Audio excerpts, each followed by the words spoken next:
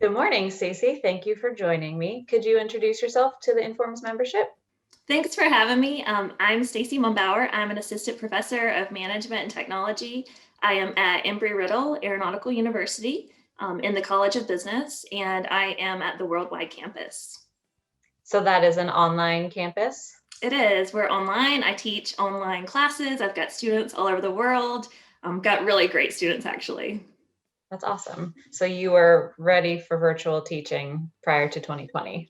Right. Well, I was actually at the University of South Carolina whenever it all happened. I've only been at Embry-Riddle since August. Okay. But I had done a little bit of blended teaching where I taught professional MBA classes where we had videos for some of them. So I was a bit prepared, but I learned a lot for sure. Good. And how long have you been an Informs member? I've been a member since around the time I was a graduate student, and that was 2008, I believe. Great. Can you tell us a little bit about how you got into this field? Sure. My first job after I got my bachelor's degree was actually as a statistical analyst. That was at the Georgia Department of Transportation, which is in Atlanta. And I worked in an office called the Office of Transportation Data. They had so many interesting data sets there that I got to play with. And I often say that's where I fell in love with data, and I've sort of been hooked ever since. That's awesome. I saw that you worked at the CDC as a prevention effectiveness fellow. Can you talk a little bit about that role? Sounds Yeah, sure. That was a postdoc fellowship. So I was in that role just, immediately after completing my PhD at Georgia Tech. And it was pretty convenient because, it's in Atlanta already, so I didn't have to move. And I was in a department that was actually tasked with building models to predict rates of HIV infection. And those models are really interesting because they actually combine infectious disease modeling with resource allocation. So in the end, the goal is to optimally allocate federal funding for HIV prevention efforts, but you do that based on the forecasted rates of HIV infection. So really fancy models and pretty wow. interesting to learn about. Yeah. So it looks like you started your career in industry and now you're in academia. How did you decide to make that switch? Yeah, so I mean, for me at least, the switch definitely did not happen immediately. It happened over a few years. I really enjoyed my work at the Georgia Department of Transportation, which I mentioned earlier, and I found myself really just wanting to learn more about transportation systems. And I happened to live right around the corner from Georgia Tech, so and they had a really strong in transportation systems engineering program. And so I decided to apply. I applied, went to graduate school there. I was there for several years. And it was pretty much in my first year of graduate school, I would say, that I began, really seriously considering the idea of being a professor and, looking at other professors and being like, oh, yeah, hey, I think I could probably do that. Um, it seems like, to me, it seems like a big switch. So do you have advice for young ORMS students who are trying to decide Yeah. whether to go into industry or academia after they graduate? Yeah, this is, I have to say, this is kind of a tough question for me. There are so many things that I wish I had known as a graduate student on the job market that I know now.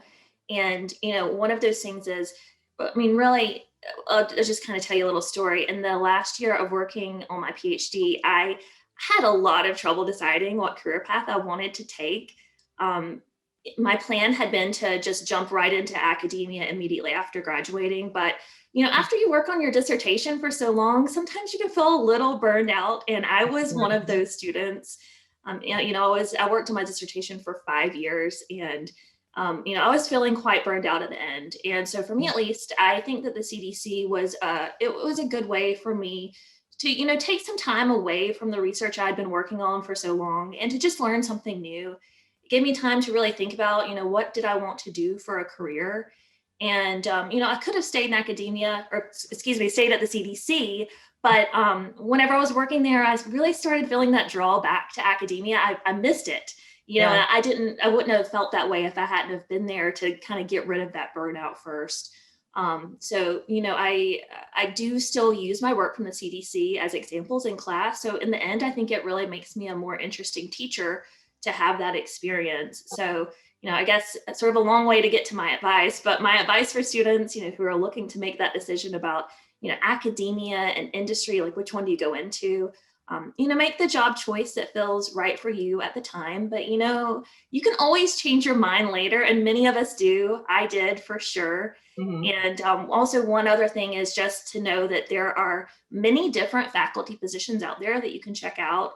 So if one doesn't feel just right for you, you can keep looking into them. I actually started out in a non-tenure track position at the University of South Carolina, which I kind of mentioned very briefly Mhm. earlier. I was teaching business analytics and really just focused on teaching and not research at the time.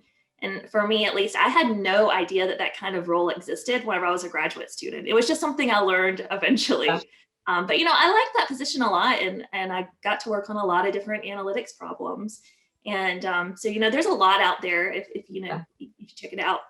Yeah, it's good advice. Try to just see what's out there. Like you said, there are so many different positions you didn't even Yeah, know there's so existed. much. And I guess maybe my question is a little bit misleading because I feel like I'm pigeonholing the students into picking one or the other, which there's so many things that you could do that's a little bit of both, maybe. But a lot of times students, they like you feel like you have to make a Yeah. choice. I Yeah. felt the same way. It was like a big decision not to go into academia immediately for me. It was like a big choice I felt like I was making. But later, once you make that choice and you have a little bit of time away, you realize like, oh, it wasn't that big of a deal. Like I'm getting some new experience, I'm learning some new kinds of analytics, and then Yeah. I jumped back into academia later, and I think it makes me all the better because I get to talk about some really interesting stuff that I did. Yeah. So I like your advice about picking what's right for them at the time. Would you also advise Thanks. trying both? Do you think Yeah, why not? I just mean, I wouldn't change anything at all. I yeah, love having had that experience in both of them. So yeah, I mean, I would. I do often tell students things like that, get a little bit of experience. I mean, it's yeah, fun. I love I mean, I really love analytics. So it's like all the new projects that I can work on, it's just great for me at least. yeah. So you mentioned being at the Department of Transportation, right? Hmm. Okay. Yep. Make sure I got that right. And I noticed that you've done a lot of research regarding air transportation. Can you talk a little bit about some research and maybe how the COVID-19 pandemic has affected either your past findings or some of your current research? Yeah. So I will say that, whenever the pandemic hit, I did shift some of my focus. I had some ongoing projects that were, of course, not pandemic related because it Mhm. had not happened before. But as soon as it happened, I felt like I felt a need or a want to shift and to look at something really relevant that was going on now.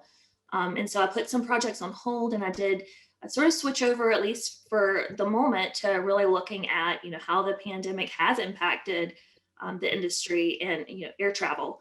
Um, I recently published a paper with a colleague. Her name is Susan Hodel at Virginia Tech, and we looked at how much airlines have reduced their flight operations during the first few months after the pandemic began, and how those changes have actually impacted airports.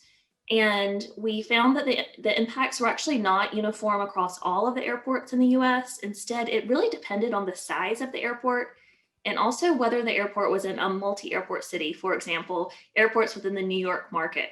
So for me, at least, it was really interesting, I guess, just to take a look at the airports and to see that really, you know, it, some of them experienced a very large decline in operations and service, and it was Mhm. much larger than others throughout the US. And it was just interesting to see that non-uniform impact.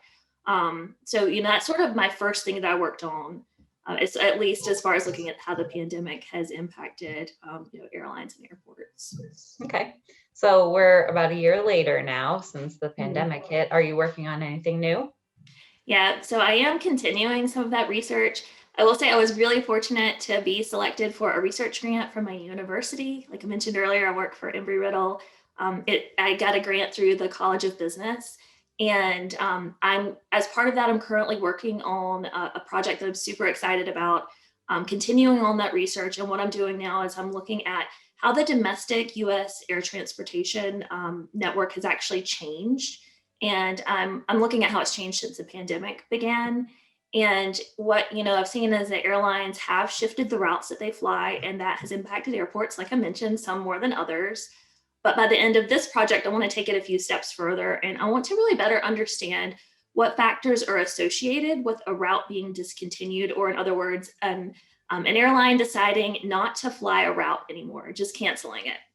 And I hope that this is going to help airport managers really, better understand how at risk their airports are of losing service due to, the ongoing network changes that we're seeing, and looking towards the future as demand for air travel begins to bounce back. And, it's already begun to do so. Yeah. I think it will be interesting to see which routes remain discontinued and which new routes may even emerge. And, for example, I'm seeing already in the news that airlines are introducing new routes to leisure destinations. And, I think looking forward, we will see that the routes flown even a year from now are very different. The whole network will look quite different. So that's what I'm working on right now. Great, sounds cool. You volunteered as a facilitator for the virtual 2020 Informs annual meeting. Thank you for volunteering. Can you talk about this experience a little bit?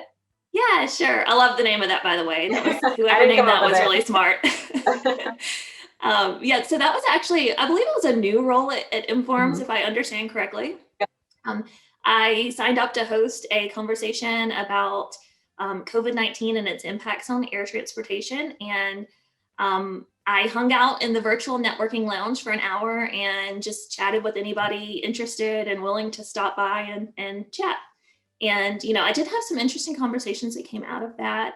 And I also had the opportunity to write up some of those conversations for an article in ORMS Today, which was really fun. For that role, it was just so different than anything I had done at a conference before. I really appreciated it. It was just nice to do something that was a completely different conference experience. Yeah, we appreciate your volunteering. How did you see that we were looking for those? Just out of curiosity. I think I remember, I think it was one of the email blasts that went out, probably through the discussion forum. And I just saw it and I was like, it's in the middle of the pandemic and I don't know, I just wanted to do something different and signed up. Great, cool. We had a lot more than I was expecting to volunteer. Yeah, there were a lot of people that volunteered, for sure. It's great. What interests do you have outside of air transportation research and outside of work that might surprise someone? I don't know if it's surprising, but I really love to garden. I think it's really relaxing. I like just digging around in the dirt. And yeah, it's really great. I have a lot of good ideas whenever I'm just digging around in the dirt. Nice. But yeah, last year I grew arugula for the first time. Every year I try to add something new. And this year I'm going to add squash and carrots for the first time. Nice. What's something you've learned in the last month? Anything? Well, just this week, while I was doing a little bit of prep in my garden, or my future garden, for the spring, it's about that time, I did find what I thought was a crazy looking frog. And it turned out to be something called a pickerel frog, which I did not know about those. But my little niece is really crazy about frogs. So I took a picture for her and that's how we were able to identify it. So I learned about a new kind of frog, which I thought was kind of cool. What makes them different from your run-of-the-mill frog? Well, it was pretty big. I'm used to seeing toads in the garden all the time. But this one was a pretty large frog. It fits in the palm of your hand. And then it's got this weird, it's got orange, an orange underbelly, and it's really bright. But kind of more under its legs. I don't know. It just looked really different to me. And I was like, I just had no idea what it was. Yeah, that's funny. You didn't keep it as a pet? I actually thought about it because I thought my niece would just be so excited, but her mom would probably kill me. Yeah, I hear that. What's your idea of comfort food? Well, I guess, probably anything my mom cooks. She's a really great cook, and I probably like her lasagna the best. She just makes the most awesome lasagna, and nobody else makes it like her. I can't do it either. It's got to be hers. Yeah, I think everyone would say that their mom's lasagna is the best because I know my mom makes a mean lasagna too. Yeah, it's so good, right? Yep, every Christmas. What was your favorite thing to binge watch during the height of the pandemic? We all did it. We did, for sure. And I like funny stuff. I binge watch Parks and Rec. Nice. I don't know if you've seen it. Oh yeah. Have you? I watched every episode. I had watched it before too. I just watched every episode again. rewatched and I rewatched it from beginning to end, which I don't think I had done that before. I've seen a lot of episodes, but I rewatched it from beginning to end, and it's so funny to me. It makes me laugh so hard. I love that show. I tried to start rewatching it on Netflix and they pulled it. Oh, I didn't realize they pulled it. It's on that new Peacock or whatever the NBC streaming is. Okay. So and I was so bummed because, like you said, I hadn't watched it like start to finish. It's so good if you watch it from start to finish. It really is. There were so many episodes that I kind of forgot about that, like especially from the earlier season. So I was really bummed that I got to try to find it again. It's a good one for sure. Catch back up. Yeah. What's one positive thing about this past year in 2020 that you hope maybe sticks around in the future? Yeah, I will say that I feel like I've kept in touch a little bit better somehow with colleagues in other states, colleagues and friends. So I found myself, actually attending some Zoom happy hours, which has been so much fun. And I'm not sure I would have done that if, the pandemic kind of hit, but, the Zoom happy hours with, friends and colleagues in other states, it's awesome. If you haven't tried it, go ahead and do it. It's really fun. Yeah, it's interesting. We did a lot of those, especially at the beginning of everything, like this time last year. And why were we never doing this before? With friends, friends from school that, we are all in different states now, or just, whatever it is. It's like, why did we not think about this prior to literally being locked down in our house and having it's crazy for sure. But I hope that stays around. I think it will. I think maybe we did too many of them at the beginning, and then we were kind of at like a Zoom happy hour burnout where even like getting ready for that was too much. But now that we have like done them as much, I think it's something that'll stick around for sure.